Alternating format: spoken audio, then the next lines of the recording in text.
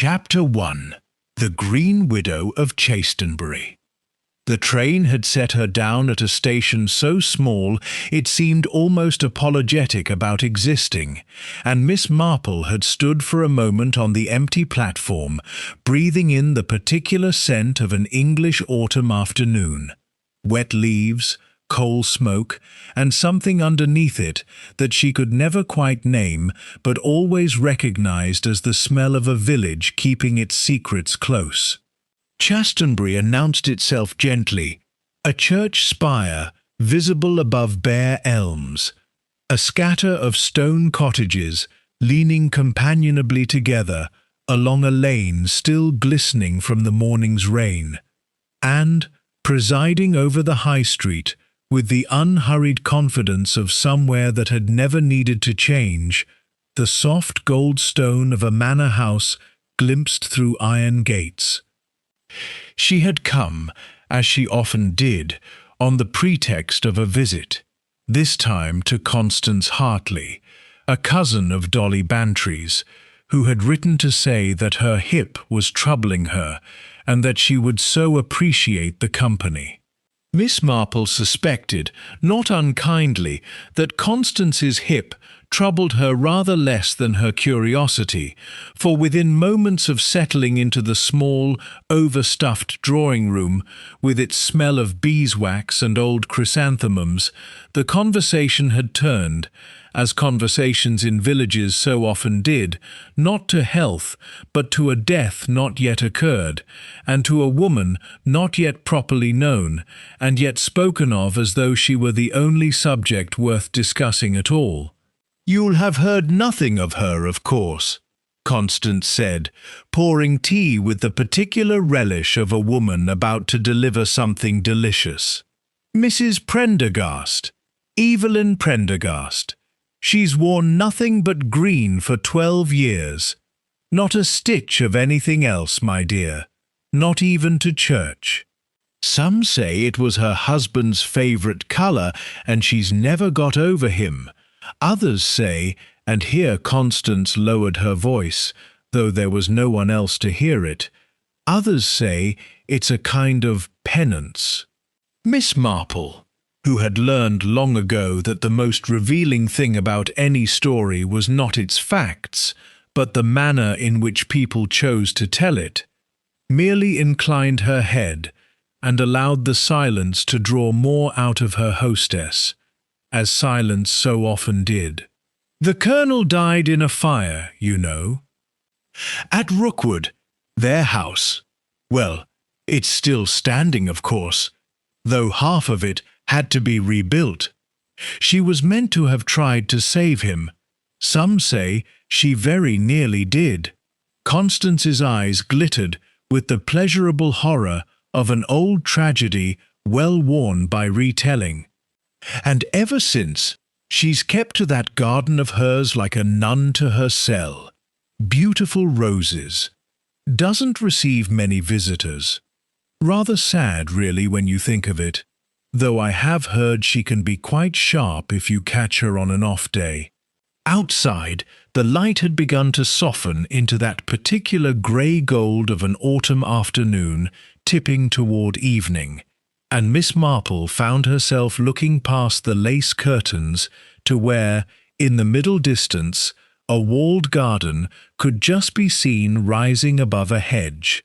Rookwood's garden, she supposed, though she could not have said how she knew it. There was something about the stillness of it, even at this remove, that struck her as belonging to a different order of quiet than the sleepy hush of the rest of the village. Villages held their silences companionably. This one, she thought, without quite knowing why, held its silence like a held breath. She asked, mildly, whether Mrs. Prendergast had family. "A nephew, Gerald. Comes and goes. Mostly goes these days, though I gather he was here not long ago, and left in rather a temper, so the greengrocer's boy tells me.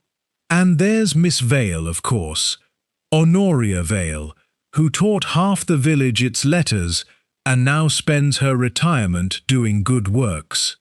Devoted to Evelyn, that one. Sees to her shopping, her letters, everything. A saint, really.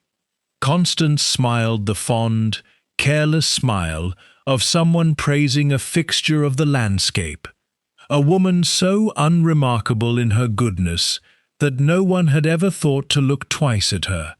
Miss Marple set down her teacup with the faintest chime of china and said nothing at all, though something in the quality of her attention had sharpened, the way a gardener's eye sharpens at the sight of a single leaf curled wrong among an otherwise healthy bed. It was nearly 6 o'clock, and the lamps had just been lit against the gathering dark when the knock came at the door. Not the polite rap of a caller, but something more urgent, more ragged, and Constance's little maid appeared in the doorway, with her face the colour of the tallow candles behind her. "Beg pardon, ma'am," she said, her voice unsteady, "but it's Mrs. Prendergast, up at Rookwood. She's been found, in the garden, among the roses. The doctor's been sent for, but they're saying—" The girl swallowed. "They're saying she must have fallen, ma'am. A tragic accident, is what Dr. Filmer's saying." Miss Marple did not move, did not speak, but her pale blue eyes had gone very still, very watchful, fixed on some point beyond the drawing-room window, where, through the gathering dusk, the walled garden of Rookwood had disappeared entirely into shadow, as though it, too, had something to hide. Chapter 2.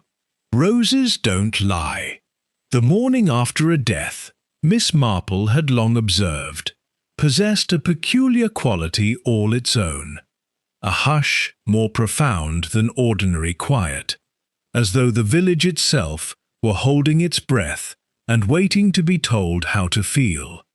Chastenbury woke to a pale, washed sky and a mist that clung to the low hedgerows, and by 9 o'clock word had travelled, as it always did in such places, along every garden wall and shop counter, gathering embellishment as it went, until the plain fact of an old woman's fall had become, in the mouths of the baker's wife and the man at the post office, something closer to legend. Miss Marple, who made it her particular business never to hurry toward a tragedy, nor to appear indifferent to one, waited until 10:30 before she permitted herself the excuse of a walk, an old woman's harmless constitutional, taken, as it happened, along the lane that ran past the high stone wall of Rookwood. She carried her basket and wore her second-best coat, the one that made her look, she was well aware, entirely unremarkable, which was precisely the effect she wished to achieve. The gate stood ajar. A young constable had been left to watch it, though he watched it in the manner of a boy set an errand he did not fully understand the importance of, and when Miss Marple paused at the threshold and inquired, in her gentlest and most fluttering voice, whether it might be permitted for an old woman to pay her respects, she had known dear Mrs. Prendergast slightly, she said, quite untruthfully, through mutual acquaintance with the vicar's wife. The young man, flustered by an elderly lady's evident harmlessness, waved her through with barely a second thought. The garden itself took her breath in a way she had not anticipated. It had been, unmistakably, a labour of years, rose beds laid out with the precision of a woman who had needed, perhaps, something upon which to impose order when so much else in her life had refused to be ordered. The blooms were mostly finished now, blackened at the edges with the first frosts, but the bones of the beds remained immaculate, the paths swept, the espaliered fruit trees along the south wall trained into shapes of almost mathematical patience. It was, Miss Marple thought, the garden of a woman who had needed to control something and had chosen roses because roses, unlike people, could be relied upon to answer to careful hands. She saw the place at once. One did not need to be told.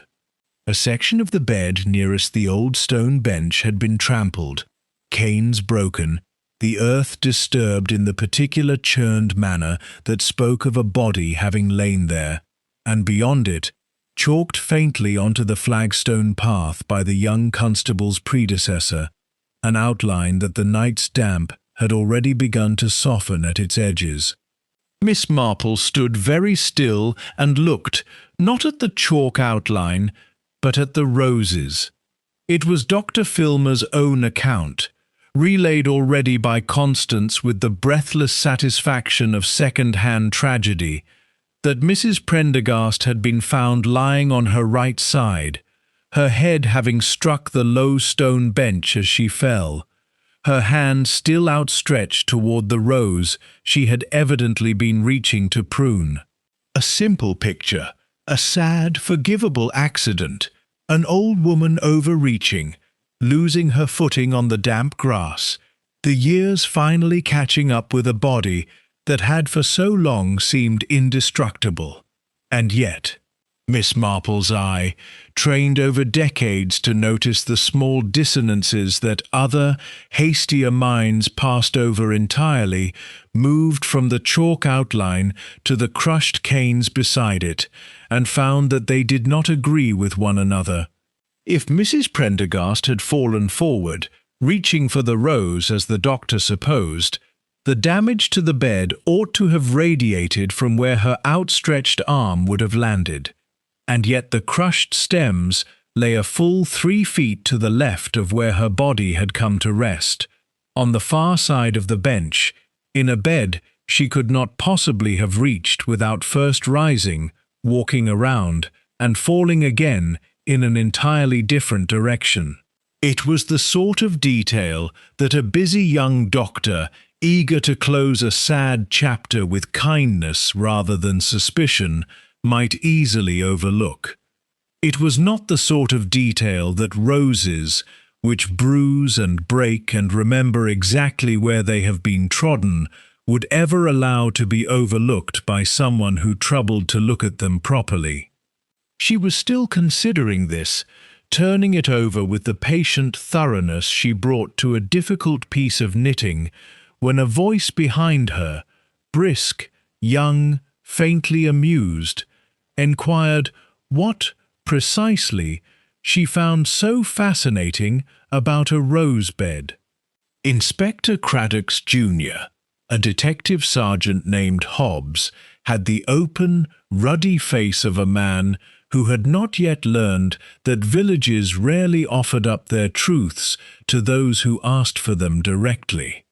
He was polite to her, in the manner young men are polite to elderly ladies they have already decided are harmless, and when Miss Marple, mildly, almost apologetically, pointed out the discrepancy in the roses, he heard her out with the strained patience of someone waiting for a tedious anecdote to conclude.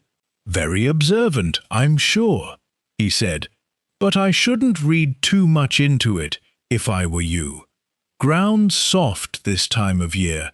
She might have stumbled twice, tried to catch herself. Old ladies do take some peculiar falls." He said this, Miss Marple noted, without any apparent awareness of the lady to whom he was speaking, nor any consciousness that he had just, with perfect confidence, dismissed the only piece of physical evidence in the garden that troubled to disagree with the official story. Dr. Filmer's known her 30 years. If he says accident, I don't think we need go inventing complications. "No," said Miss Marple gently, "I don't suppose you do." And she smiled at him with such gentle grandmotherly vagueness that the sergeant, quite satisfied he had managed the old woman with tact, touched his hat and went off to attend to matters he considered more pressing. She did not go directly to the house. She had learned, over a lifetime's quiet study of human behavior, that houses revealed themselves best when one was not expected, and it was this instinct that led her, on the pretense of returning a dropped glove to whichever member of staff might claim it, to the side door that gave onto what she correctly surmised was the morning room. The room was empty, curtains still drawn against a night no one had thought to undo, and the grate, unswept since the fire had gone cold, held the pale grey remains of paper that had been burned, but not thoroughly, the particular half-destruction that comes of a fire fed too hastily or extinguished before it had finished its work. Miss Marple, moving with the unhurried deliberation of a woman who had all the time in the world and nothing whatsoever to hide, bent, not without a small private wince at her knees, and drew from the ashes a single scorched fragment, no larger than a playing card, the edges blackened and crumbling, but the centre of it still legible in a fine, looping, feminine hand. Cannot go on pretending, not now, not when deserves to know the whole. The rest was ash. She had time only to commit the words to memory, turning the fragment carefully in her fingers, as one might turn over the last piece of a puzzle whose picture had not yet resolved itself, when the door behind her opened with the particular briskness of someone who had every right to be there, and considerable suspicion of anyone who did not. "Can I help you?" The housekeeper, a broad, capable-looking woman with reddened hands and eyes that had clearly not slept, stood in the doorway with an expression that managed to be both defensive and afraid, an unusual combination that Miss Marple filed away with quiet interest. "This room's not to be disturbed. The inspector's orders." "Of course," Miss Marple murmured, straightening with the paper already folded, unseen, into the palm of her glove. "I was only looking for a dropped glove. How foolish of me. It must have been the other room entirely." She smiled, apologized twice more than was strictly necessary, and allowed herself to be shepherded firmly toward the door, and it was only as she stepped back out into the pale morning light, the scorched fragment still warm from the ashes against her palm, that she understood, with the quiet certainty of a woman who had spent a lifetime learning to read what people did not say, that Mrs. Peabody had not asked her to leave because the room was forbidden. She had asked her to leave because she had been afraid of what Miss Marple might already have seen. Chapter 3. The Committee of Grieving Ladies. By Thursday, grief in Chastenbury had organized itself, as grief in English villages so reliably does, into a committee. It convened in the vicarage's long drawing-room, beneath a watercolour of the church done badly by someone's aunt some decades before, and it consisted of exactly the sort of women Miss Marple had spent a lifetime observing, with a mixture of affection and clear-eyed understanding. Women who had appointed themselves custodians of other people's sorrow, who arrived armed with lists and casserole dishes and an unshakable conviction that nothing, not even death, ought to proceed without proper management. But Constance had insisted Miss Marple accompany her. "You'll want to see the flowers decided, my dear. It's always such an undertaking."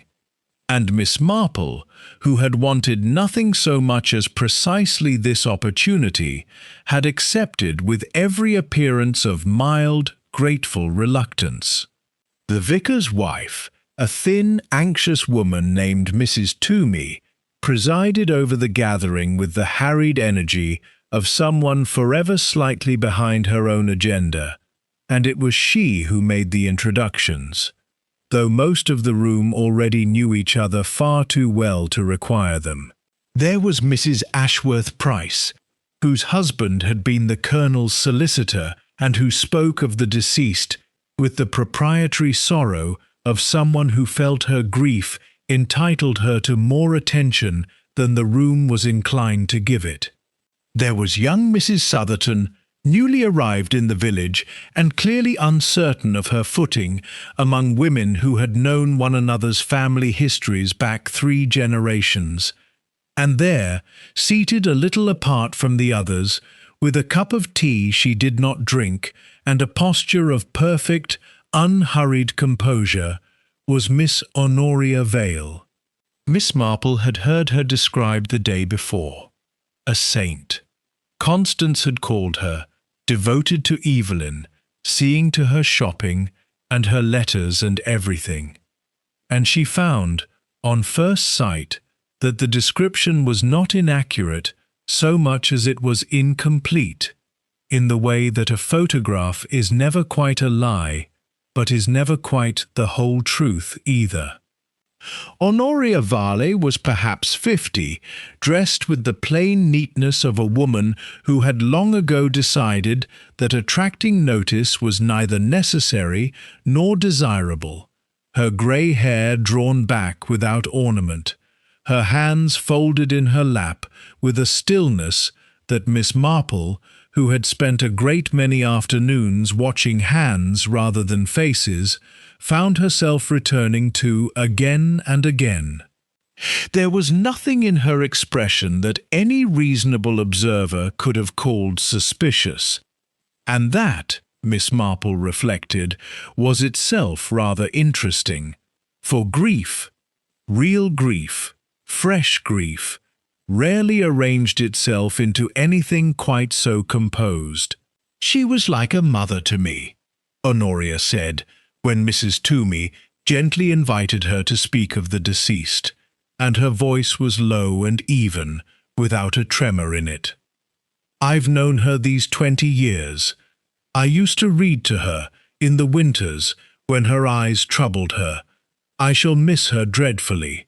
The words were the correct words, the words the room expected and wanted to hear, and yet Miss Marple noted, with the same quiet attention she had given the crushed roses, that Honoria's eyes, when she said them, moved not toward some middle distance of private sorrow, as grief so often does, but remained fixed and steady upon Mrs. Toomey's face, as though watching to see whether the performance had landed correctly. It was, of course, entirely possible that some people simply grieved differently. Miss Marple had known any number of perfectly genuine mourners who could not weep on command, and were the better, more honest for it. She reminded herself of this even as she filed the observation carefully away, for she had learned, over many years and many small mistakes, that the greatest danger in her particular occupation was not failing to notice a thing, but noticing it and building upon it a conclusion the evidence had not yet earned. The talk turned, as such talk inevitably does, to practical matters. The church would want lilies, though Mrs. Ashworth Price felt strongly that Evelyn, given her devotion to roses, ought to have roses instead, whatever the season. The nephew, Gerald, had been written to and had replied by telegram, promising to come down as soon as business allowed, a phrase that produced a small, unified intake of breath around the room, the universal village shorthand for how very like him. And then Mrs. Toomey, consulting her list with the harassed air of a woman determined to leave nothing undone, arrived at the delicate matter of Evelyn's private effects, her correspondence, her papers, the small accumulated debris of a solitary life that someone would now have to sort through, and someone would now have to decide what to do with. "I don't suppose," Mrs. Toomey said, glancing round the room with evident relief at the prospect of delegating an unpleasant task. "Any of you would feel equal to going through her desk. Gerald won't want the bother of it, not till after the funeral, and it does seem unkind to leave her letters lying about for strangers to pore through." There was a small pause, the sort of pause in which everyone present calculates, with varying degrees of honesty, how much they wish to volunteer for a task that promises to be both tedious and faintly ghoulish. And it was into this pause that Honoria Vale spoke, her voice as calm and unhurried as it had been throughout the whole proceeding. "I'll see to it," she said. "I know her hand well enough, and where she kept things, it would only distress a stranger to go poking through what oughtn't concern them." She smiled, faintly, the sort of smile that asks for no thanks and expects none. "It's the last thing I can do for her, really." It was said so naturally, so entirely in keeping with the character the room had already assigned her, devoted, capable, discreet, that no one present so much as blinked at the offer, and Mrs. Toomey, visibly relieved to have one item struck from her list, moved briskly on to the question of hymns. Miss Marple, however, found that she had gone very still over her teacup, in the particular manner of a woman who has heard a single note played slightly flat in an otherwise pleasant piece of music, and cannot for the moment say why it troubles her, only that it does. For it was one thing to know a woman well enough to volunteer for an unpleasant task out of kindness. It was quite another thing to volunteer for it with such immediate, uncontested readiness, before grief, before hesitation, before even the natural human reluctance to touch a dead friend's most private things, as though the outcome of that particular offer had been decided, in Honoria Vale's mind, well before Mrs. Toomey had finished asking the question. She said nothing of this, of course.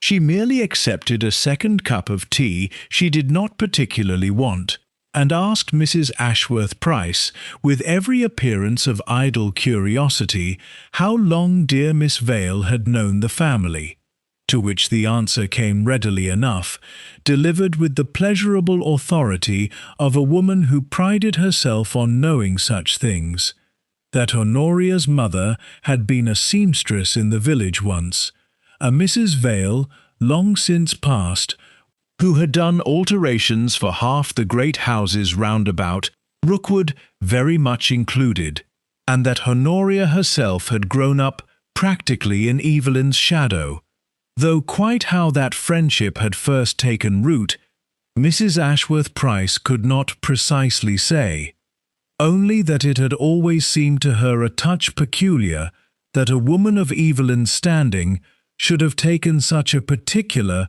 private interest in a dressmaker's plain little girl. Miss Marple thanked her, and smiled, and said what a comfort it was that dear Evelyn had had such a devoted friend in her last years, and all the while some quiet, patient part of her mind, the part that had spent a lifetime cataloguing the small illogical inconsistencies of human behaviour, set that single detail down beside the others she had gathered, the roses crushed on the wrong side of the body, the half-burnt letter addressed, in a fine looping hand, to someone whose name began with H, and now this, a plain little seamstress's daughter, grown into a woman who wished, with such quiet and immediate certainty, to be the one to go through a dead woman's letters before anyone else had the chance to read them first. It was not proof of anything. Miss Marple was far too experienced, and far too honest with herself to mistake a pattern for a certainty. But patterns, she had found over many years of quiet observation in many quiet villages, had a way of insisting upon themselves, of arranging and rearranging the small facts of a case, until, one day, without any single dramatic revelation, the picture simply resolved itself, the way a face will suddenly emerge from what had seemed, only a moment before, no more than an ordinary arrangement of shadow and light. And as she sat in the vicarage drawing-room, watching Honoria Vale's still, folded hands and unweeping eyes, Miss Marple felt, with the quiet certainty of long instinct, that the shadow was beginning, very faintly, to take on the shape of something that had been hiding there all along. Chapter 4. The Nephew's Debts. Gerald Ashcombe arrived in Chastenbury on the Friday afternoon train, a full 2 days after his aunt's death, and a full 3 hours after he had promised Mrs. Toomey he would. And he arrived, Miss Marple observed from her seat by Constance's front window, in a hired car considerably grander than a grieving nephew of modest means might reasonably be expected to afford.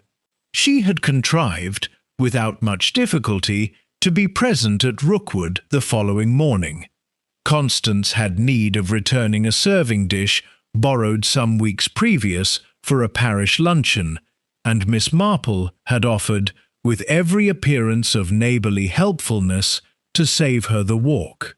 It was a small deception, and a harmless one, and it delivered her to the drawing-room of Rookwood at precisely the hour when Gerald, having slept badly and breakfasted worse, was inclined to talk more freely than a more cautious man might have done. He was younger than Miss Marple had expected, 35 perhaps, with the sort of handsome, weathered face that suggested a man who had spent rather more time at racecourses than in offices, and a restlessness about him that showed itself in small ways, the tapping of a finger against his knee, the frequent glances toward the window, the particular quality of a man listening for a telephone that had not yet rung, and dreading, rather than hoping, that it might. He received Miss Marple's condolences with the automatic, slightly glazed courtesy of someone who had said "thank you" so many times in 2 days that the words had ceased to mean anything at all, and it was only when Constance, with the tactlessness of long habit, inquired after his business. "You're in the city now, aren't you, Gerald? Or was it insurance?"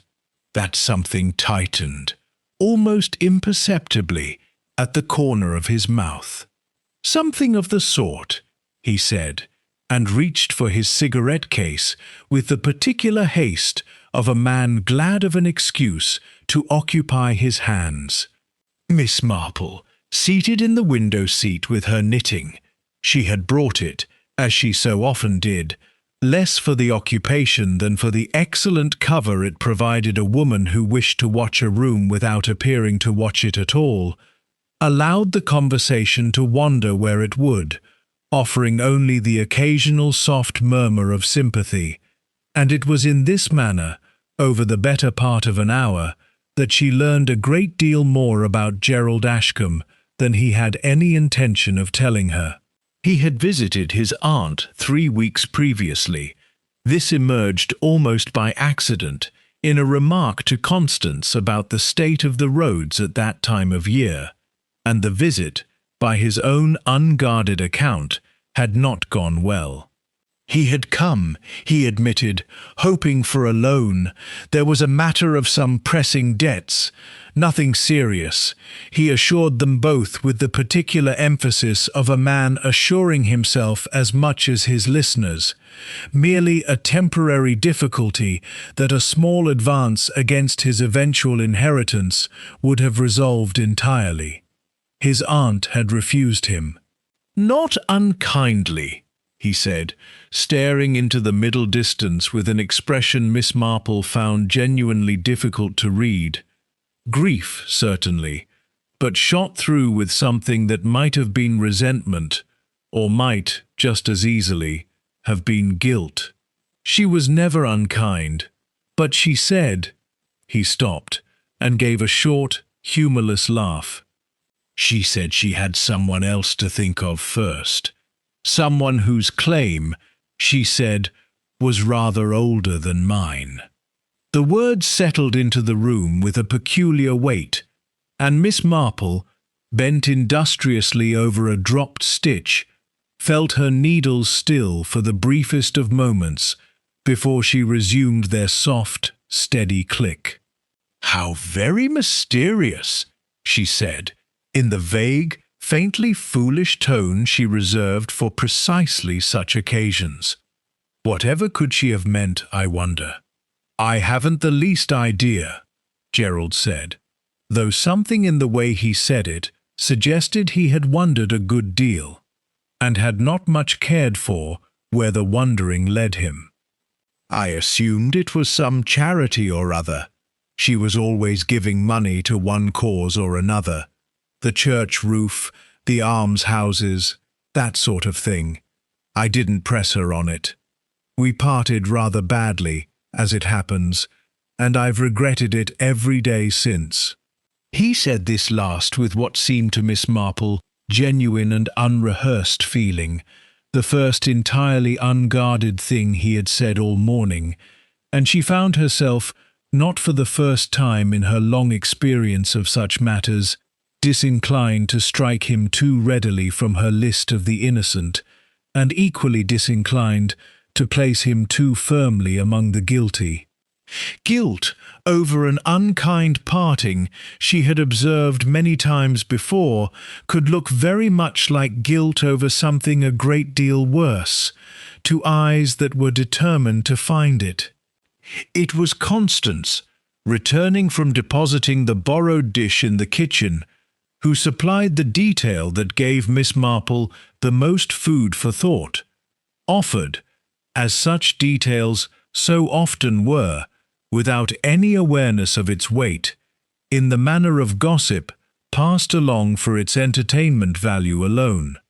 "The greengrocer's boy told my Ivy," Constance said, settling herself back into her chair with the satisfaction of a woman who had saved a story for its proper moment, "that when Mr. Ashcombe left that day, the day of the quarrel, I mean, he was heard to say, right there in the drive, plain as anything, that his aunt was a wicked old woman who'd pay for what she'd done, and that he'd see justice done one way or another if she wouldn't see it done herself."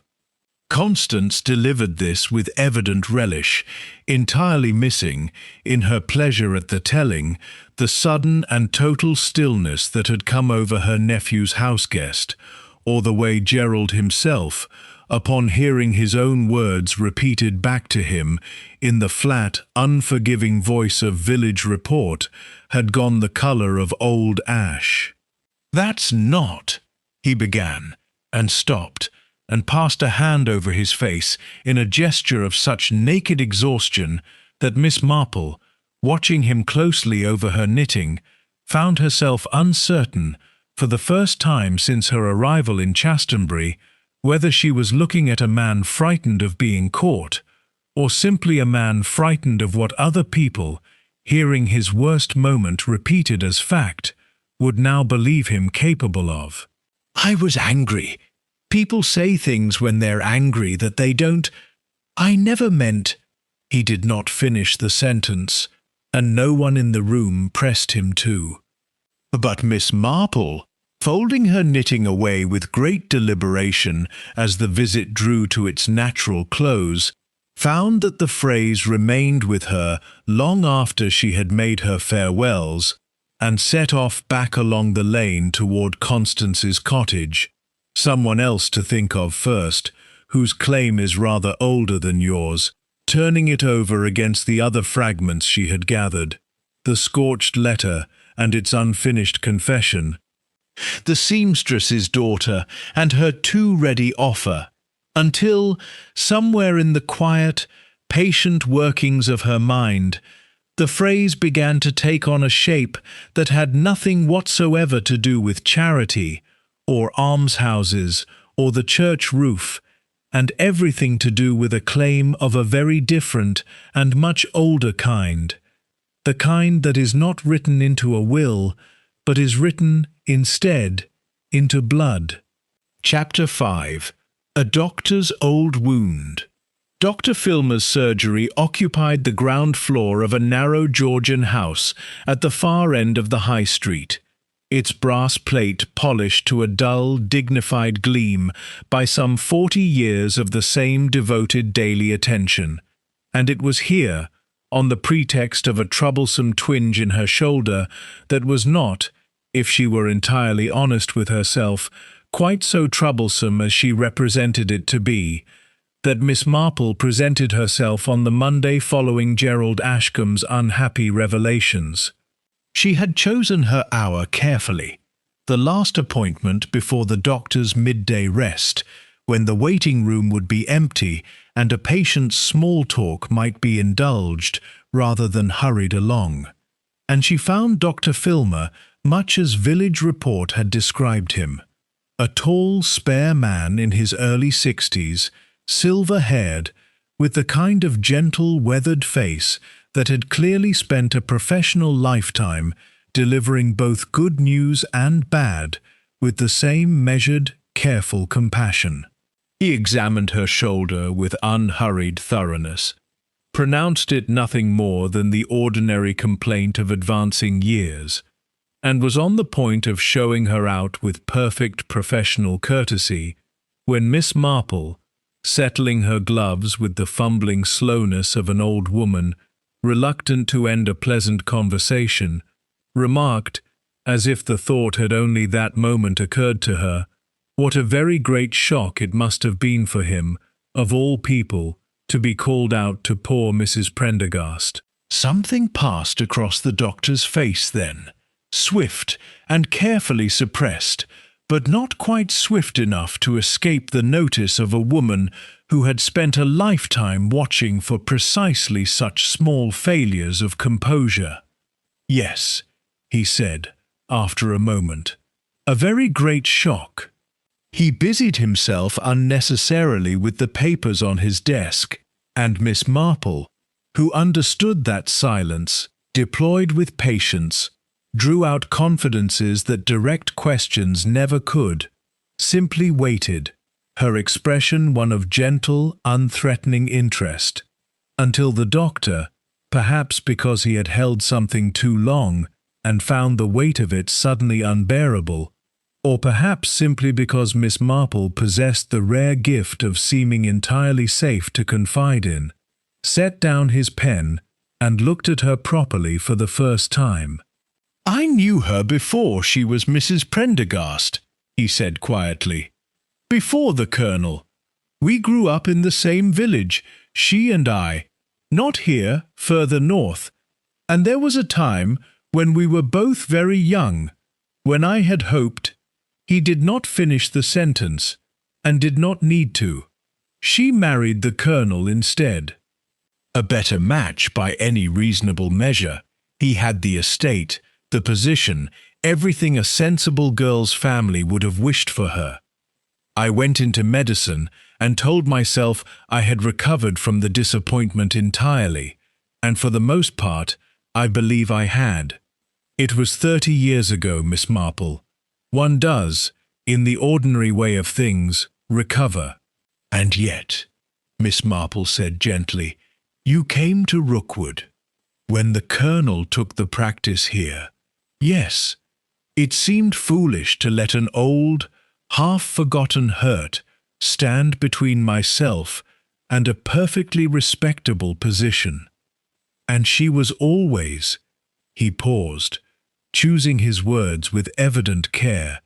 She was always glad of my visits, in a quiet way. We did not speak of the past. It was simply understood between us that we would not. Miss Marple asked, with the mild curiosity of a woman merely making conversation, whether Mrs. Prendergast had seemed herself these past weeks, whether anything in her manner had struck him as troubled or changed. The doctor was quiet for a long moment, and when he spoke again, It was with the particular carefulness of a man revealing something he had not intended to reveal, and was doing so now almost against his own better judgment, as though the telling of it had become, in some private reckoning, a debt owed to the dead woman rather than a betrayal of her. "She asked me something about a fortnight before she died," he said. "I've thought of little else since. We were talking of nothing in particular. Her circulation, a tonic I'd prescribed, and quite without preamble she asked me how long, in my professional opinion, a soul might carry a lie before it broke her entirely." I laughed, at first, thinking it one of her odd philosophical turns. She'd always had a taste for that sort of question, even as a girl. But she wasn't laughing. She looked at me with such an expression, Miss Marple. I've attended a good many deathbeds in my time, and I tell you I have rarely seen a look so like the one people wear when they know, quite certainly, that something in their life is coming to its end, one way or another. "Did you ask her what she meant?" "I did. She only said that she had carried something a great many years out of cowardice, and that she had decided, very recently, that cowardice had cost quite enough, and that she meant to set it right before she died, whatever the cost to herself." He looked at Miss Marple then with an expression of genuine and troubled bewilderment. I assumed she meant some old family quarrel, a debt, perhaps, or an unkindness she wished to make amends for. "I never imagined—" He stopped himself, and something like professional caution reasserted itself over his features, as though he had suddenly recalled that the woman before him was, whatever her age and apparent harmlessness, still very much a stranger to the village and its private griefs. "I never imagined it would matter, in the end. It was only an old woman's conscience, I thought. I didn't think it worth mentioning to the inspector. What could it possibly have to do with a fall in a garden?" Miss Marple did not answer this directly. She thanked the doctor for his time, expressed her sympathy for an old grief so gently reopened, and made her way out into the pale midday light of the High Street, with the particular stillness of a woman for whom a great many scattered and disconnected facts had just, with the soft and almost audible click of a key turning in a well-oiled lock, begun to arrange themselves into something resembling a pattern. For here, now, was a woman who had spent 12 years in unexplained and unbroken mourning for a husband she was, by every outward account, expected to have loved, and who had, in the last fortnight of her life, begun to speak, first to her own conscience, and then, cautiously, to an old friend she trusted, of a lie carried out of cowardice, and a debt that cowardice had cost too much, and an intention to set it right before she died, whatever the cost to herself. And here, too, was a nephew turned away with the cryptic explanation that another claim, older than his own, must be honoured first, and a scorched letter in a cold grate, addressed to someone whose name began with H, confessing that she could not go on pretending, not now, not when H deserves to know the whole. Miss Marple stopped quite still in the middle of the High Street, oblivious to the small eddies of village life moving past her. The butcher's boy on his bicycle, two women exchanging news outside the post office, a dog barking somewhere behind a garden wall, and felt, with the quiet, unhurried certainty that had never once, in a very long lifetime of such certainties, led her astray, that Evelyn Prendergast had not been planning to confess an old family quarrel, or an unkindness, or a debt of money. She had been planning, in the last weeks of her life, to confess to someone the whole and complete truth of who they truly were. And someone, hearing of that intention, or perhaps sensing it in the changed and searching quality of Evelyn's recent kindnesses, had understood that the truth, once spoken aloud, could never afterward be called back again. Chapter 6. The Seamstress's Daughter. The dressmaker's shop on Chastenbury's High Street had occupied the same narrow premises for the better part of 40 years, its windows still dressed, with a kind of touching optimism, in bolts of cloth arranged to suggest a fashionable clientele the village had never quite possessed, and it was here, on a grey Tuesday afternoon, with rain threatening in the low clouds over the church tower, that Miss Marple presented herself under the entirely genuine pretext of a hem that wanted taking up. Mrs. Bickley, who had run the shop since her mother's day, and possessed, in consequence, a memory for village dressmaking that stretched back further than most people's memory for anything at all, was precisely the sort of woman Miss Marple had learned to seek out in any village she visited. For there is no reliable historian, she had long ago decided, quite like a woman who has spent a lifetime with pins in her mouth and other people's secrets let out at the seams. Mrs. Bickley took Miss Marple's hem with brisk professional interest, chatted pleasantly about the dreadful business up at Rookwood, and it was in the midst of this chatter, offered with no more weight than any other piece of shop gossip, that she remarked upon the sad waste of poor Mrs. Vale's beautiful needlework. For there was no one to touch her for fine alterations, not in this village nor the next 3 besides, and it was Mrs. Vale who did for all the great houses hereabouts in her day, Rookwood most particular. Miss Marple, examining a length of grey wool with every appearance of idle interest, allowed that she had heard Miss Honoria Vale's mother had been a seamstress.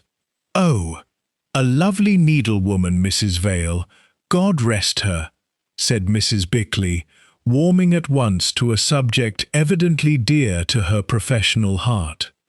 Did all Mrs. Prendergast's alterations for years and years, must have been 15 years or more, right up until her own health failed her, poor soul. Those green gowns Mrs. Prendergast always wore, every one of them let out or taken in by Mrs. Vale's own hand, and never once sent to me nor to anyone else, though I'd have been glad of the custom, I don't mind telling you. Loyal as anything, was Mrs. Prendergast, once she'd found a hand she trusted. She snipped a thread with brisk satisfaction. Odd, really, when you think how grand a lady she was, and how humble Mrs. Vale's little shop. But there it is. Some friendships don't answer to reason, do they? Miss Marple agreed, mildly, that they did not, and inquired, in the same idle tone, whether Mrs. Vale's daughter, dear Miss Honoria, so devoted to Mrs. Prendergast now, had perhaps inherited her mother's skill with a needle. Not a bit of it, said Mrs. Bickley, with the faint, comfortable scorn of a professional for an amateur.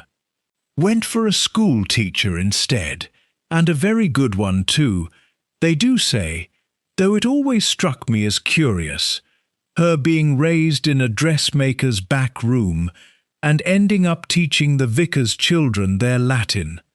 Clever girl, mind, always was. But there. And here Mrs. Bickley lowered her voice to the particular register villages reserved for their oldest and most comfortable scandals. There was talk, once, you know, about how a poor seamstress came to have money enough to send her girl away to be properly schooled. Mrs. Vale never said where the money came from, and nobody ever quite liked to ask, not with the Colonel being who he was, and Mrs. Vale doing such particular, personal work up at the house all those years.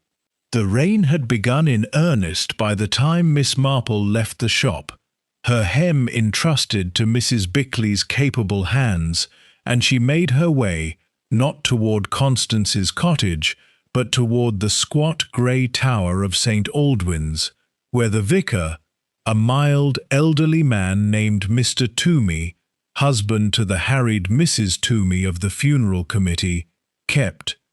In a small vestry room, smelling of damp hassocks and old paper, the parish's modest archive of photographs and records, accumulated over decades of feats and jubilees and confirmations, and consulted now only by the occasional visiting historian, or as today, by an elderly lady of apparently harmless antiquarian curiosity.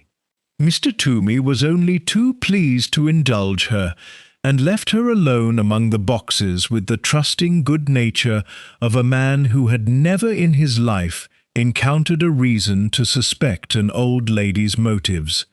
And it was there, in the failing grey light of a wet afternoon, that Miss Marple worked her way through some 3 decades of parish feats, searching, though she could not entirely have said what she searched for, only that her instinct, sharpened now by long habit, told her it was there to be found, until, in a box marked simply Summer Fete, 1911, she came upon a photograph that stopped her hands quite still.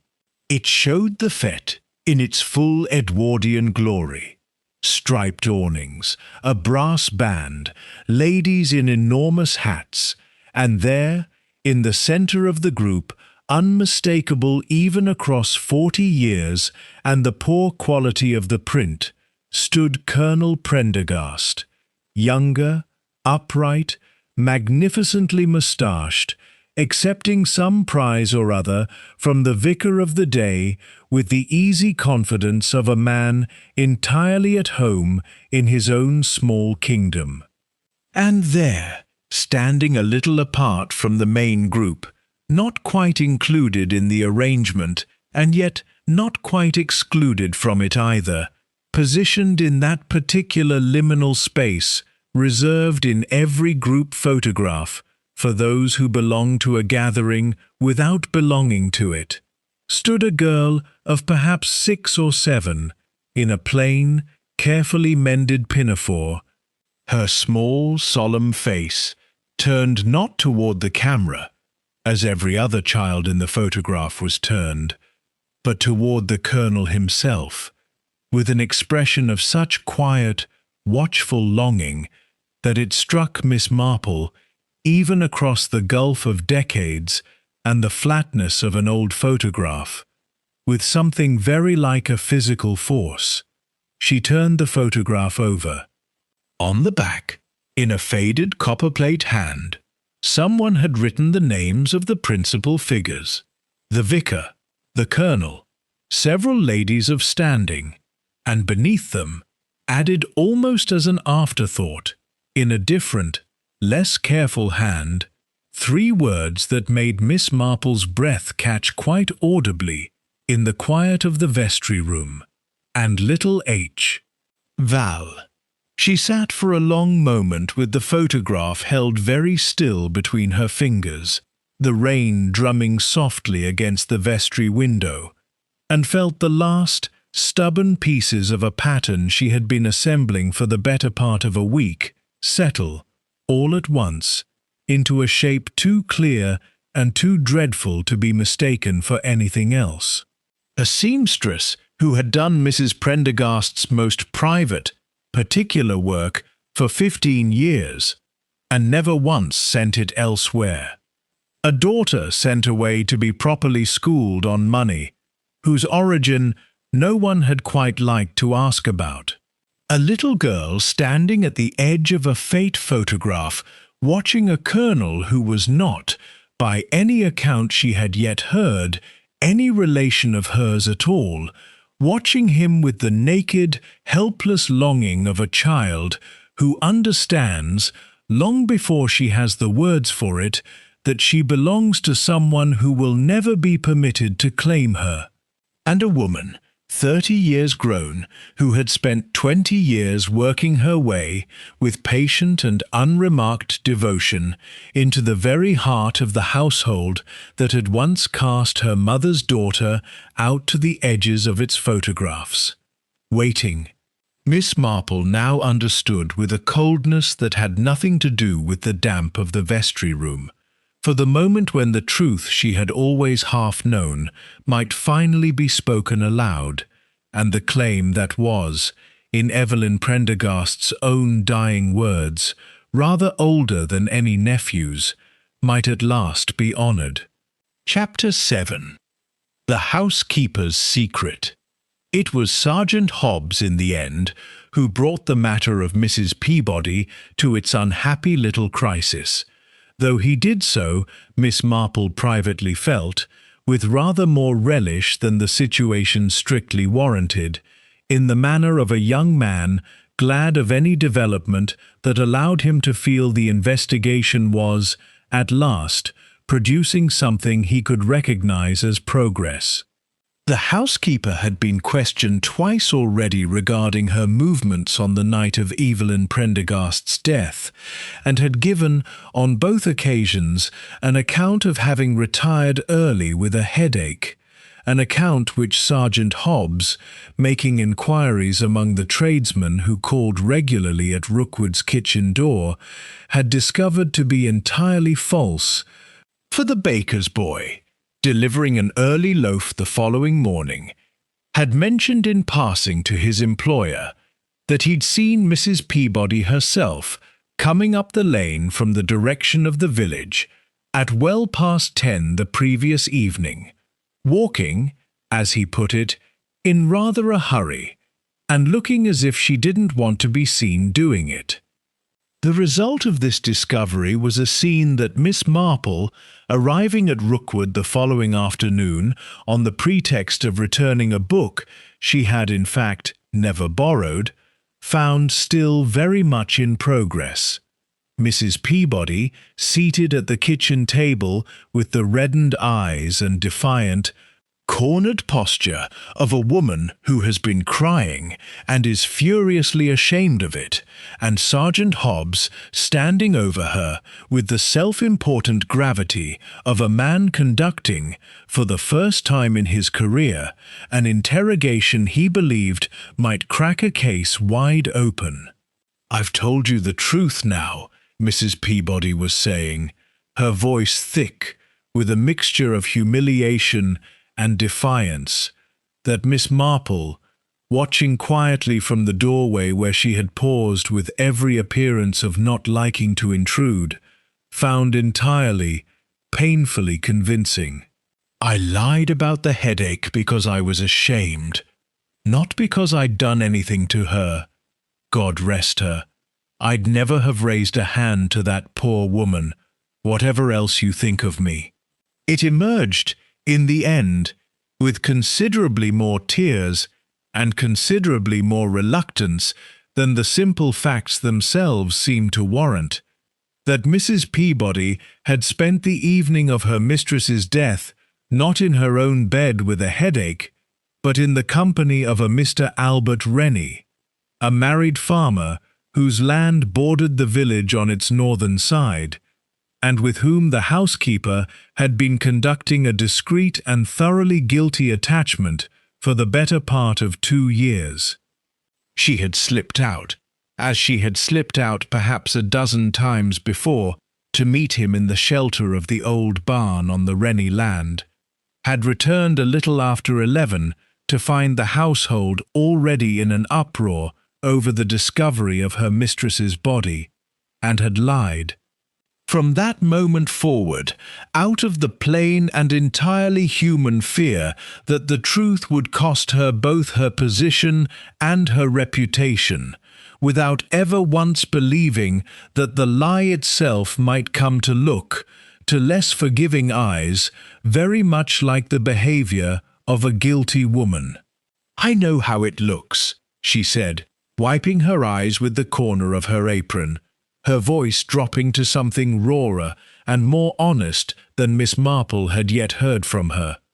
"But I loved her, in my way, She was a hard woman to know, Mrs. Prendergast, kept everything so close, but she was never unkind to me, not in 15 years, and I'd have cut off my own hand before I'd have hurt her.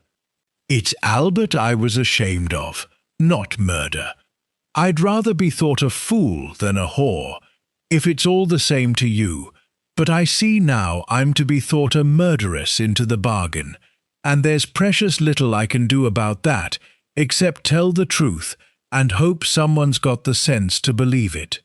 Sergeant Hobbs, somewhat deflated by a confession that had produced a scandal rather than a solution, took down the particulars with the flat disappointment of a man who had hoped for more, and it fell to Miss Marple, who had, by this point, quietly seated herself at the kitchen table with the tea Mrs. Peabody had, out of long habit, poured for her without quite seeming to notice she was doing it, to offer the housekeeper what comfort she could, in the gentle, unhurried manner that so often Miss Marple had found did more to loosen a frightened woman's tongue than any amount of official questioning.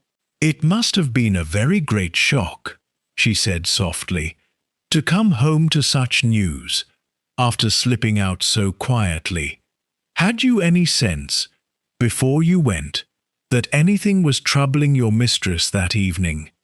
Sometimes one notices these things afterward, in hindsight, that one didn't think to remark upon at the time." Mrs. Peabody considered this, wiping her eyes again, grateful, perhaps, for a question that did not accuse her of anything. "She'd had a letter that afternoon," she said slowly. "I remember because it came by hand, not by the regular post, and she read it at her writing desk with the door shut, which wasn't like her. She generally left it open. And when she came out, she asked me to fetch down the good writing paper, the cream-laid stuff she kept for important correspondence, and said she'd a letter of her own to write that evening, one she'd been putting off far too long, and that it mustn't wait another day." The housekeeper frowned, remembering. "She seemed almost lighter for it, if you take my meaning, like someone who's made up their mind to a difficult thing and is relieved, in a strange sort of way, to have decided it at last. I thought nothing of it at the time. I wish to God I had." "And do you know," Miss Marple asked, with the same soft, unthreatening interest, "to whom the letter was addressed?" "The one she meant to write that evening." "No, ma'am. She didn't say, and I didn't ask. It wasn't my place. But I did see the beginning of it, later, when I came in to draw the curtains before I slipped out. She'd only got as far as the greeting, and left the pen resting on the page while she thought how to go on." Mrs. Peabody's brow creased with the effort of an ordinary, unremarkable memory now being asked to bear a weight it had never been meant to carry. "My dear H," it said. That was all. "I remember thinking it an odd sort of way to begin, so plain and short, when she generally wrote such long, careful letters to everyone. The kitchen, with its low beams and the comfortable smell of yesterday's bread still lingering in the warm air near the range, seemed to Miss Marple, in that moment, to grow very quiet indeed. The ordinary sounds of the afternoon, a clock ticking somewhere in the hall, Sergeant Hobbs's pencil scratching over his notebook, receding into a kind of distant murmur beneath the single, sharpening clarity of her own thoughts. "My dear H." Not a formal salutation, not the address of a solicitor or a distant cousin, but the plain, unguarded opening of a letter written to someone the dead woman had loved, or had wished, at the very least, to be understood by, someone close enough, familiar enough, that a single initial had been sufficient, in Evelyn Prendergast's own private shorthand, to conjure the whole of a person she had carried, unspoken, in her heart and conscience for the better part of 30 years. Miss Marple thought of the scorched fragment retrieved from the cold grate, its looping, feminine hand promising that she could not go on pretending, not now, not when H deserves to know the whole, and understood, with a sudden and complete clarity that arrived not as a guess, but as a certainty long assembled from 100 small and patient observations, that the letter Evelyn Prendergast had sat down to write on the last evening of her life, and the letter that had been burned, unfinished, in her own grate before it could ever be sent, were one and the same, and that somewhere between the writing of that single tender greeting and the dawn that found her lying dead among her roses, someone had made very certain that my dear H would never learn, from Evelyn's own hand, the whole and dreadful truth of who she truly was. Chapter 8. The Fire 15 Years Gone. There is a particular kind of village memory, Miss Marple had long observed, that attaches itself not to the ordinary business of births and marriages and harvests, but to catastrophe.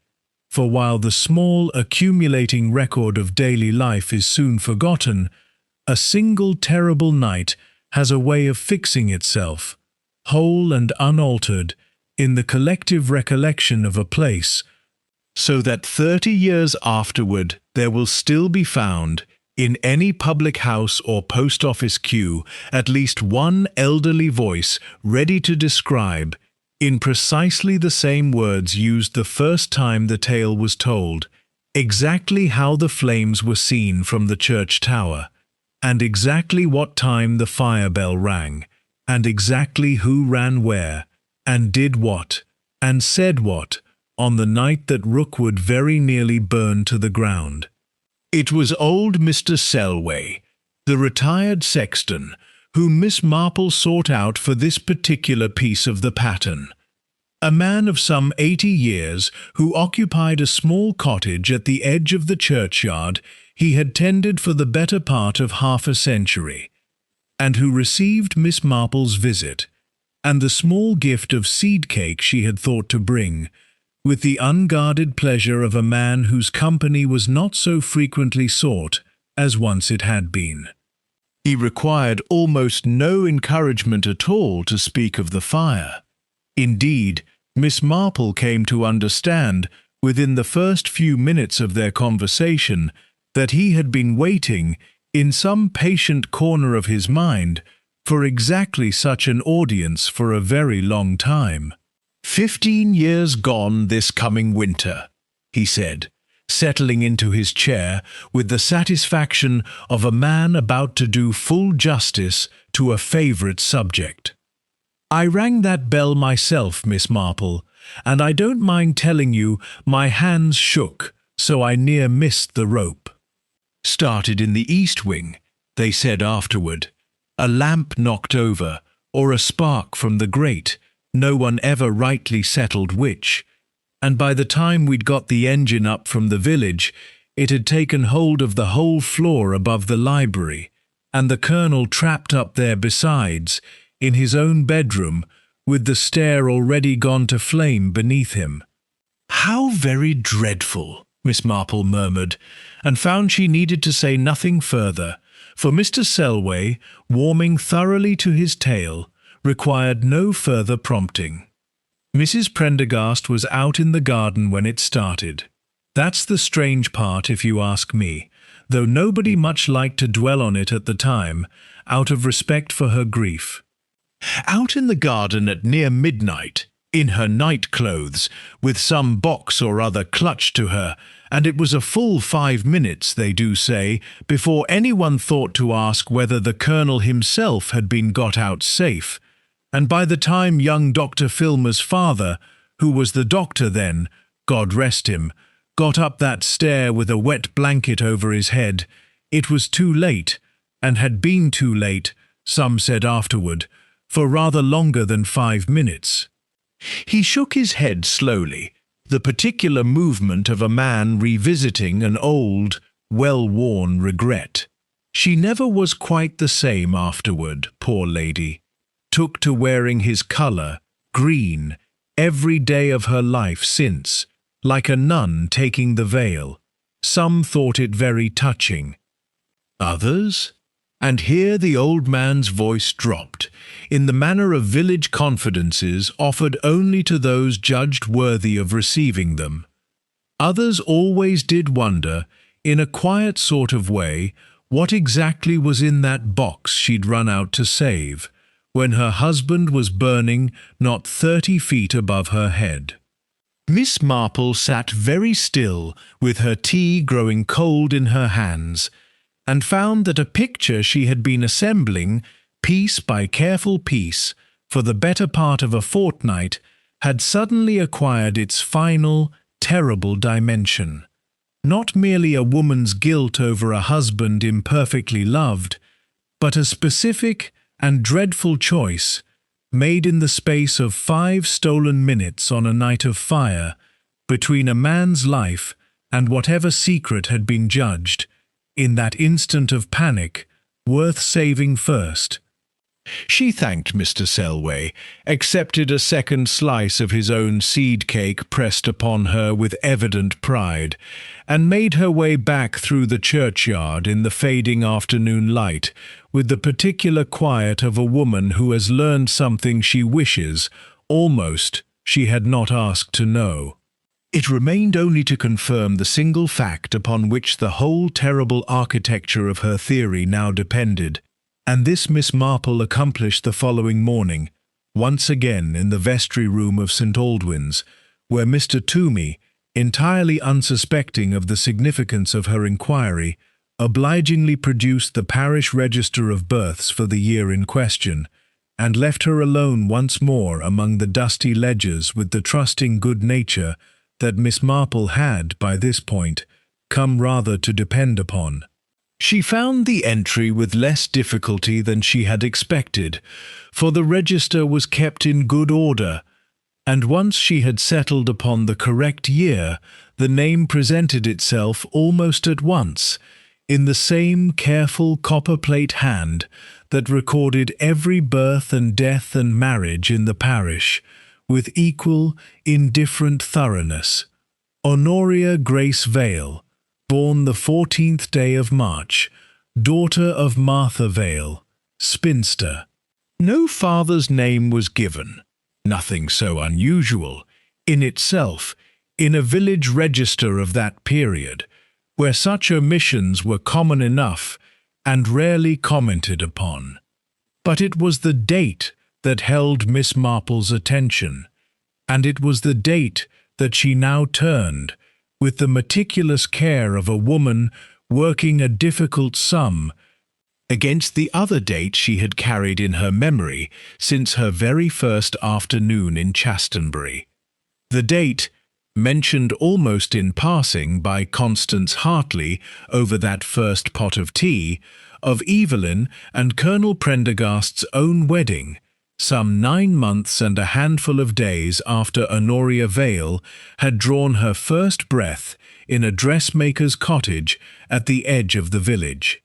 Miss Marple closed the register very slowly, and sat for a long moment in the quiet, dust-mellowed light of the vestry, the full and dreadful shape of the pattern settling over her at last with the particular, sorrowful completeness of a puzzle whose every piece has finally found its place, and whose picture, now assembled, offers nothing whatsoever to be glad of.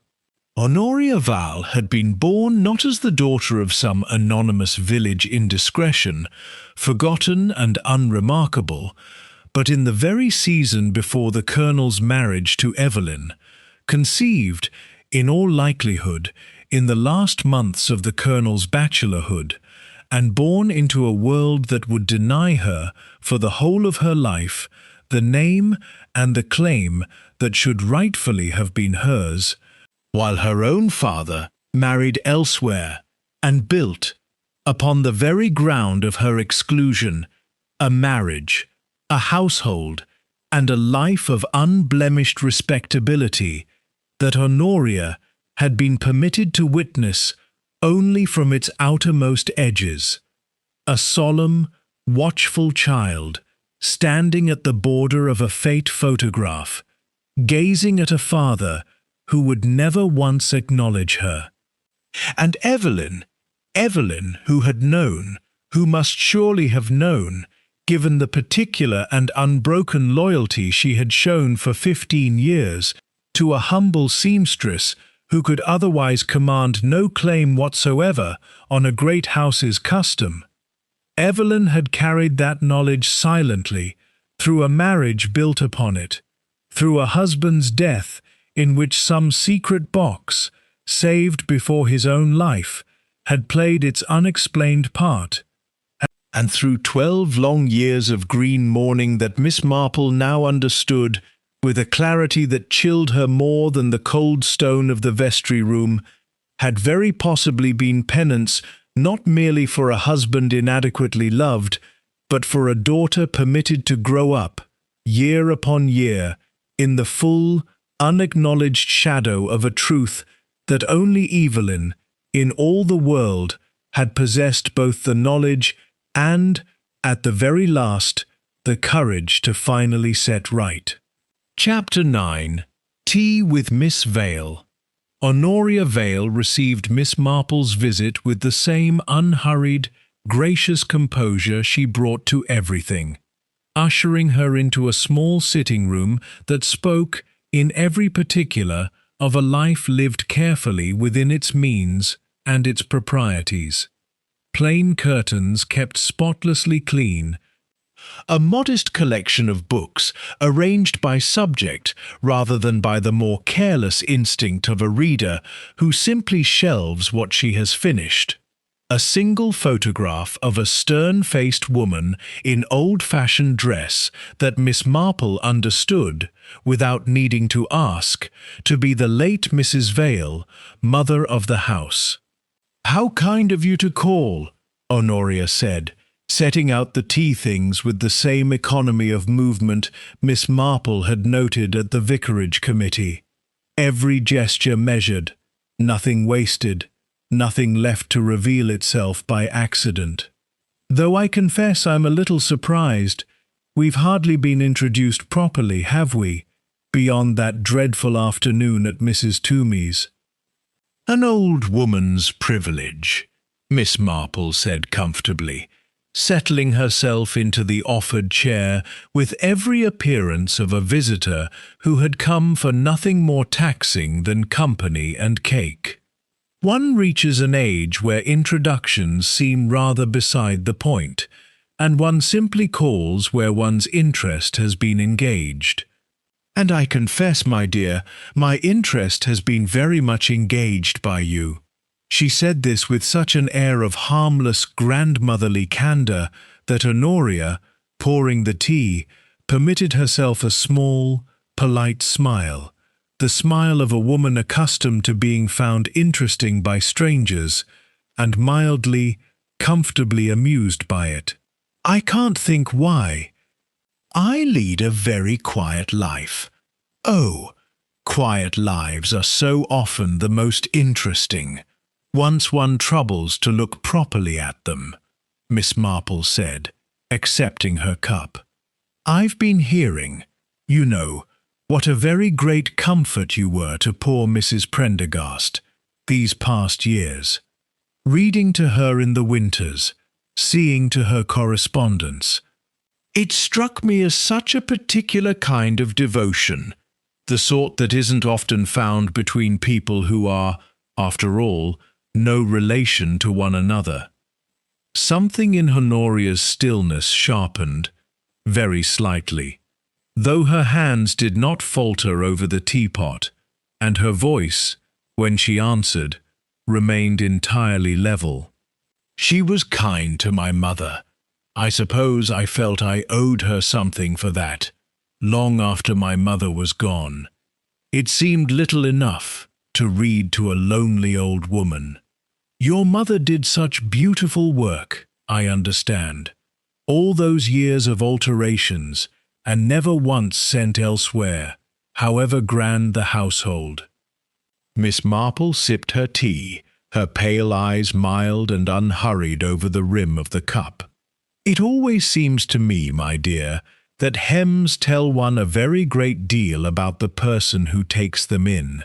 So much more particular a task than plain sewing, don't you find? One must know the wearer's body almost as intimately as her own to get a hem to sit correctly, year upon year.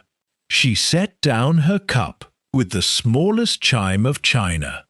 I wonder, did it never strike you as curious that Mrs. Prendergast always insisted your mother do that particular work herself, and never sent it to be done elsewhere, even when your mother's health began to fail her, and a younger woman might have managed it so much more conveniently? I never thought about it, Honoria said, and for the first time something moved behind her carefully composed features. Not fear, precisely, not yet, but the wary stillness of a creature that has caught, at some distance, the first faint scent of a hunter it had believed too far off to trouble itself over. Loyalty, I suppose. Some people simply prefer the hand they know. Yes, Miss Marple agreed gently. Some people do, though I did think it rather touching, when I learned of it, that Mrs. Prendergast never once had those alterations done by anyone but your mother's own hand. Not merely the fine work, you understand, but the plainest, most ordinary mending as well, the sort any competent needlewoman in the village might have managed. It suggested to me a woman who wished, very particularly, to keep a certain connection alive, who found some private comfort, perhaps, in the simple fact of your mother's hands upon her clothes, year after year, whatever the inconvenience to herself. She paused, allowing the silence to settle, watching with the patient, unhurried attention of a woman who had learned long ago that the truest confessions were never extracted, only permitted to arrive of their own accord. I wonder, my dear, whether you ever asked yourself why. The clock on the mantelpiece ticked into a silence that had grown, quite suddenly, very much heavier than the ordinary silence of an afternoon tea, and Honoria Vale's hands, which had remained so perfectly still throughout the whole of the conversation, now closed, very slowly, around the handle of her own untouched cup, the knuckles whitening with a pressure that betrayed, for the first time, something the rest of her composed and careful face had until this moment succeeded entirely in concealing. "I don't know what you mean," she said, and her voice, though still level, had lost something of its earlier ease, had grown careful, in the particular way that carefulness itself becomes, to a practiced observer, its own kind of confession. "I mean," Miss Marple said, very gently, and with no trace whatsoever of triumph in her tone, only a kind of sorrowful, patient compassion, "that I have spent a great many years watching people, my dear, and I have learned that the small kindnesses we cannot explain to ourselves are so often the truest ones, the ones that come not from duty nor from calculation, but from something a person feels she has no right to feel, and so disguises, even from herself, as mere habit, or loyalty, or simple convenience." She set down her cup entirely, and folded her hands in her lap with the stillness of a woman who understood that what she was about to say could not, once spoken, ever be unsaid, and who had weighed that knowledge carefully, and had decided, none the less, that it must be said. "Tell me, my dear, did you ever wonder why she always altered your hems herself, and never sent them to be done elsewhere? The question fell into the small, quiet room like a stone dropped into still water, and Miss Marple watched, with the same patient, sorrowful attention she had given to every other small human failure of composure across a very long lifetime of such observations, as Honoria Vale's carefully arranged face, the face of a devoted friend, a beloved schoolteacher, a woman who had spent 30 years perfecting the art of being unremarkable, began, for the first time since Miss Marple had made her acquaintance, to come very slowly and very silently apart, the teacup trembling now in fingers that had, until this moment, never once betrayed her, and a single tear tracing its way down a cheek that had not, so far as anyone in the village had ever witnessed, wept once since the day of Evelyn Prendergast's death. Chapter 10. The Colour of Mourning. For a long moment after the tear fell, neither woman spoke, and Miss Marple, who had conducted a great many such silences in the course of a very long life and had learned never to hurry them, sat perfectly still with her hands folded in her lap, allowing Honoria Vale the small, terrible dignity of composing herself before the truth she had carried for 30 years, finally, inevitably, came free. "How long have you known?" Honoria asked at last, and her voice, when it came, had lost every trace of the careful, schoolmistress evenness Miss Marple had grown so accustomed to hearing from her. It was the voice, instead, of someone very much younger, a child's voice, almost, thin and unguarded, as though the woman who had built so patient and so complete a disguise across 3 decades had, in this single unravelling moment, simply ceased to exist. "Known with certainty? Only since I closed the parish register this morning and found your birth recorded there, 9 months before a wedding that ought, by every rightful claim, to have been rather different." Miss Marple's voice remained gentle, without a trace of accusation in it, for she had found, over many years of such conversations, that cruelty taught nothing a frightened soul did not already know far better than any stranger could tell her. "But I had suspected a great deal before that, my dear. The roses crushed on the wrong side of poor Mrs. Prendergast's body. Someone had moved her, after she fell, and moved her, I think, in a moment of panic rather than cruelty. For whoever did it lacked the coldness to leave her lying where she'd struck her head, and could not bear, even in terror, to leave her quite so exposed. The letter in the grate, begun and never finished, promising that H deserved to know the whole truth at last. Your own too ready offer to sort through her papers, before grief had even properly settled over the rest of us. And beneath it all, a lifetime's pattern, a child at the edge of a photograph, watching a father who could never claim her, a mother's careful, unbroken loyalty to a house that had used her skill and denied her daughter its name, and a woman grown, patient and clever and dreadfully lonely, who spent 20 years working her way into the very household that had once looked past her, waiting, though I think even you could not have said, until very recently, quite what it was you were waiting for.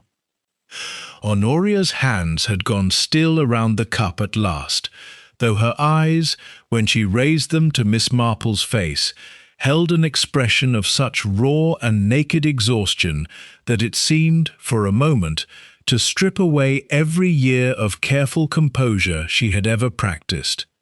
"I didn't mean to kill her," she said. "I want you to understand that, whatever else you believe of me, I went to Rookwood that evening, because I'd had word, a note, left by the old nurse who'd attended my mother in her last illness, and who had known the truth of my birth all along, and had kept it, out of some private loyalty of her own, until she lay dying and could carry it no longer. She told me everything, who my father truly was, what Evelyn had always known, and never once said to me in 20 years of kindness that I had mistaken, God forgive me, for simple charity. Her voice caught and steadied itself with visible effort.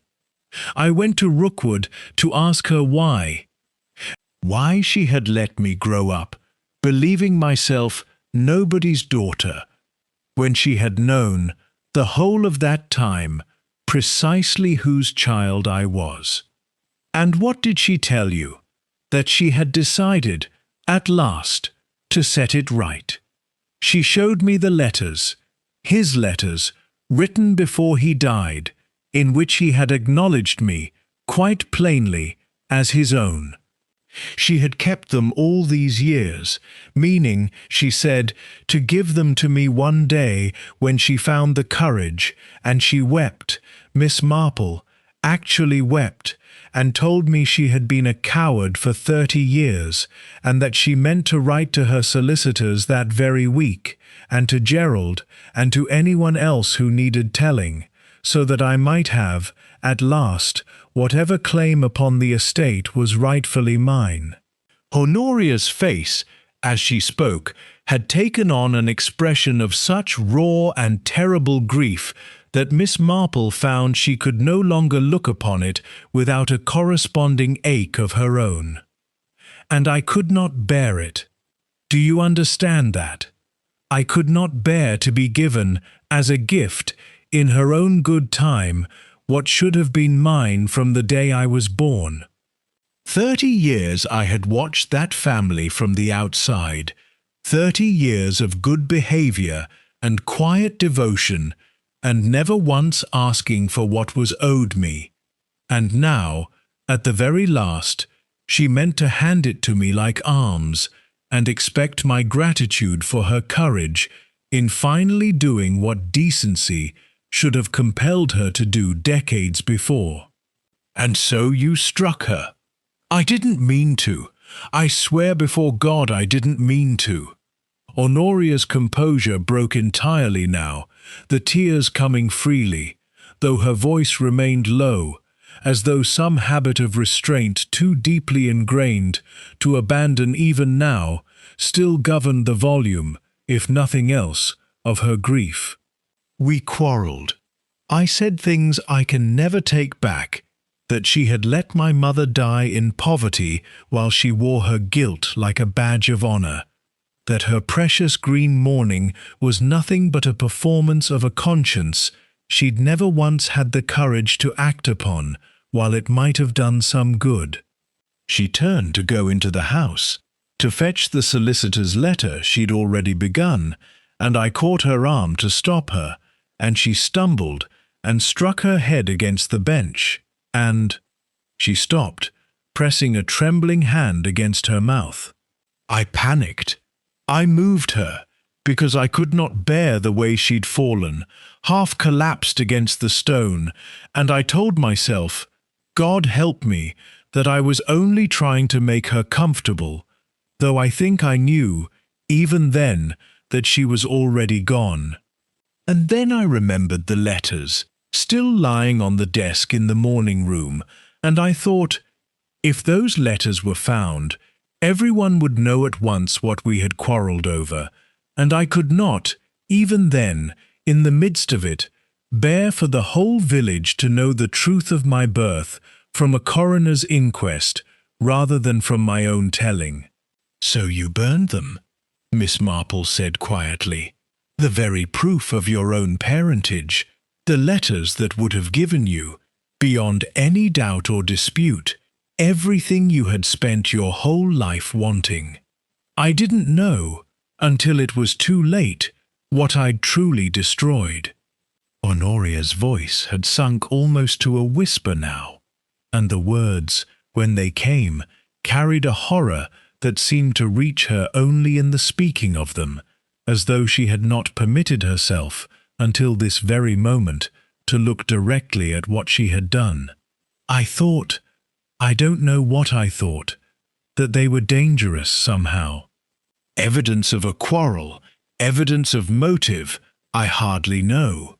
I threw them on the fire and I watched them burn, and it was only afterward, lying awake that night, and every night since, that I understood what I had done, that I had murdered the one person who could have given me my name, and destroyed, with my own hands, the only proof that I had ever been entitled to it at all. I killed her for withholding a truth she had already decided to give me freely, and I burned the truth itself in my terror, and now there is nothing left, no mother, no father's acknowledgement, no claim, no name, nothing, only the ash of it, and the knowledge of what I threw away. The room had grown very still, the grey afternoon light falling without comfort through the plain curtains, and Miss Marple, watching this composed, careful, clever woman, finally and completely undone, felt within herself no triumph whatsoever at having been proved right, only a deep and sorrowful pity of the kind she had learned, across a very long life, to feel for those whose worst crimes so often grew not from wickedness in its purest form, but from wounds left untended for decades, until they poisoned everything they touched. "I think," Miss Marple said gently, after a long moment, "that you should know something before Sergeant Hobbs is sent for, my dear, and I am afraid he must be sent for, whatever grief it costs us both. Evelyn Prendergast did not wear green for 12 years, merely as a performance of guilt, nor merely in memory of a husband she had failed to save.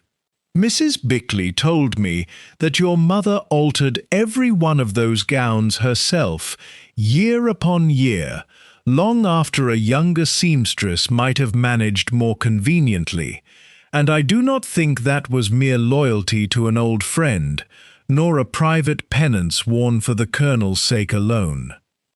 I think Evelyn kept your mother close all those years because it was the nearest she could bring herself to keeping you close without having the courage to say why. And I think the hemming and the mending and the quiet, unbroken custom of 15 years was her own clumsy, cowardly, entirely human way of loving a child she could not publicly claim, the only kindness she knew how to offer, disguised, even from herself, as habit. Honoria said nothing to this, but her hands, pressed now against her face, trembled with a grief that seemed, in that moment, larger and more complicated than simple guilt. A grief for a mother she had lost, and a father she had never had, and a woman who had, in her own imperfect and belated way, loved her all along, and whom she had killed before that love could ever be properly spoken. Sergeant Hobbs, when he arrived some 20 minutes later, found Honoria Vale seated exactly where Miss Marple had left her, calm now with the particular, exhausted calm of a woman who has set down, at last, a weight too heavy to carry any further, and her confession, given quietly and without resistance, closed the case that Chastenbury had so nearly allowed to pass as a sad accident, and nothing more. Miss Marple walked back to Constance's cottage alone, through a village already beginning, in the manner of all villages, to reshape its grief into gossip, and its gossip, in time, into the comfortable half-forgetting that is a village's oldest mercy. And she thought, as she walked, of Evelyn Prendergast's green gowns, packed away now into trunks that would in time be given to some charitable jumble sale, their story unravelling from memory as surely as an old hem comes loose with wear. She thought of a mother's careful stitches, kept close across 15 years, for reasons never spoken aloud.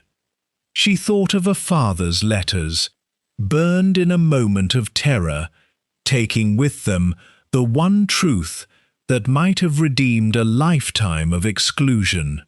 And she thought, most of all, of how very rarely wickedness announces itself plainly in this world, how it comes instead, dressed in devotion and duty and quiet, patient kindness, until the moment it is finally asked to bear the weight of a truth too long deferred, and breaks.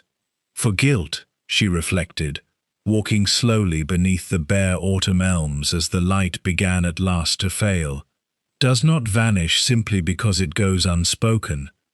It only waits, patient as a seamstress with her needle, altering the shape of a life a little at a time, until one day, without any single dramatic stitch, the whole garment comes apart at once. And by then it is very often too late for anyone to mend what has been lost, however skilled the hand, however sincere the sorrow, however green the colour worn in penance for a debt that should have been paid, honestly and in daylight, a very long time before.